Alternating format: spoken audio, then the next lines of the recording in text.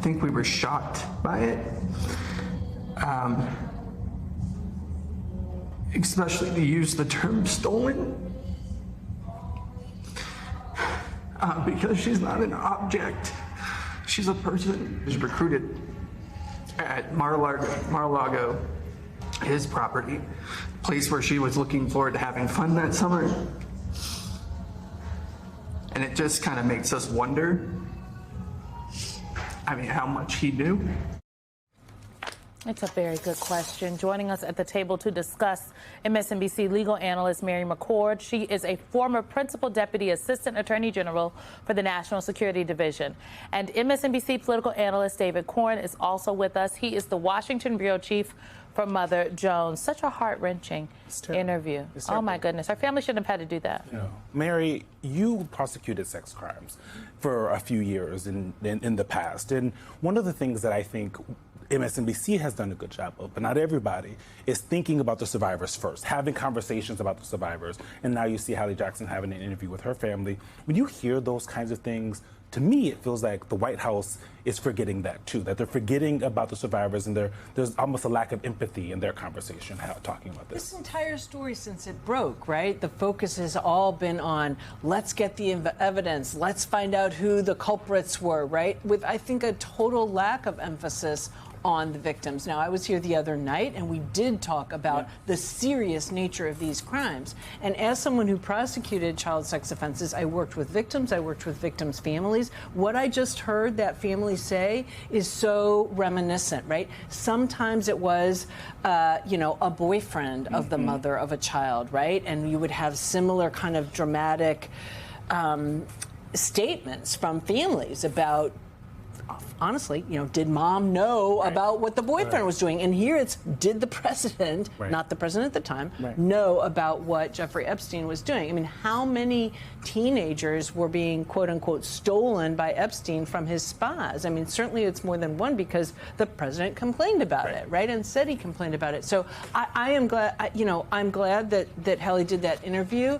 And not all victims or their families want to speak out, but if they do, people need to know that we're in this swirl of a debate, and Congress is involved, and so many people, give me the goods, give me the goods, give me the goods. These are real people's lives, people who were broken as children, and that kind of abuse sticks with you the rest of your life. More than 1,000, at least 1,000 survivors in the document. And I think to both your points, David, that idea that there are so many other individuals who are involved in this, it begs the point. Can you release everything so we have a better understanding of what's happening? You have Ms. Giuffre's sister-in-law, Amanda Roberts, making the point that Ms. Giuffre was herself fighting for that release, noting she had a little bit of hope in her, because it was said that the files were going to be released, and she wanted everything that happened to her very clearly, and everyone else who was implicated in that wanted that to be released. And it was she was still fighting for that before she left us. So I think she wants what we all want, is transparency and justice. Talk about that piece of it, because that wraps in everybody, like Eugene just put on the table. Well, there's a right way to do this and a wrong way to do it. Yeah. And the reason why this has even become an issue is because Donald Trump and others on the right for years have been pushing this crazy conspiracy theory, right? That it was first Pizzagate, then QAnon, that there's this satanic, cannibalistic group of globalists who are sex trafficking children. They never had any evidence till Jeffrey Epstein came along. And they used that as the manifestation of this crazy, almost theological notion that has infiltrated MAGA. And so they just became kind of obsessed with this. And all they wanted to do was get it out, get it out, get it out, not thinking about what it means for victims or even thinking about the right way to do this. They concocted this crazy notion that there's a clients list. There's no indication there's a clients list of any sort out there. There's records out there. And they really thought this would be the Rosetta Stone proving this gigantic global conspiracy that would bring down all the elites that they hate, they can't stand. And so they were just, Kash Patel, Don Bongino, all these others for years have been just saying, we just got to release the files without knowing what that actually means. And the way to do this, I mean, you know this, Mary, from working with grand jury, testimony and materials, is you need to review it. And sometimes you need, I won't say a special counsel, but somebody to go in there who can say, okay, this stuff, we got to talk to the victims first. We got to see what we can redact.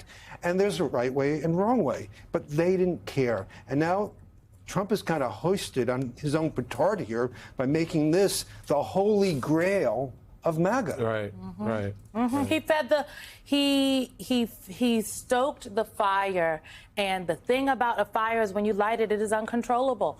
You can't, you don't know, they could not have known where this was going to go. It just literally makes no sense to me why Donald Trump trafficked in this conspiracy theory around the real crimes of Jeffrey Epstein in the first place when he was friends with Jeffrey Epstein. Video of it. It's not like we were maybe friends. Yeah, not maybe friends. Like, we have B-roll that we can put up on the screen right now of him kikiing and laughing with Jeffrey Epstein. What is so, I really feel for Virginia Giuffre's family. I feel for, look at this. Look, like, he knew Jeffrey Epstein. I feel for all of the families and the survivors that are still with us, because Donald Trump he invoked these young women these girls that were working at his establishment in the spa, if you will. He invoked their story as if to give him cover. Yeah. That's what it was, Mary. The reason we even know, because Virginia Giuffre is the only person that has ever been on record that we know of that worked at Mar-a-Lago and was recruited by Ghislaine Maxwell. She's the only person that has ever said that's her story. It's the president that told us this. I don't know if it's a lie or if he's telling us more truth about the fact that, there were lots of people that Jeffrey Epstein tried to take from me. And said it as a slight. Said it as a slight to him. Exactly. They called him a creep, right? Yeah. And then the question was, what is he a creep for? Is it for taking girls, or because because the president did point out the other day in the comments we talked about a few nights ago, they were people who worked in massage at the spa. So what do you think? So that's why the family's asking these questions. Did he know that? And what interests me is his story has shifted. It really has. It began with, he was a creep because he hit on the daughter of a club member. Someone was there. Okay, that's an explanation.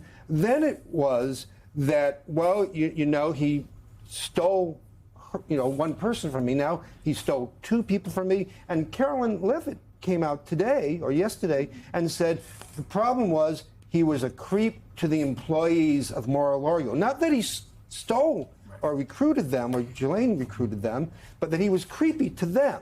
So, these are slight differences, but they are differences. They're evolutions. They are clear evolutions. I don't understand why there's not a clear story. If I was a good friend with someone like Jeffrey Epstein, and then But you weren't. which I wasn't, and I broke with that guy, Yes. I would be bragging about that for years afterwards. Right. He broke, he says, before the first prosecution, and I would know the details pretty damn well.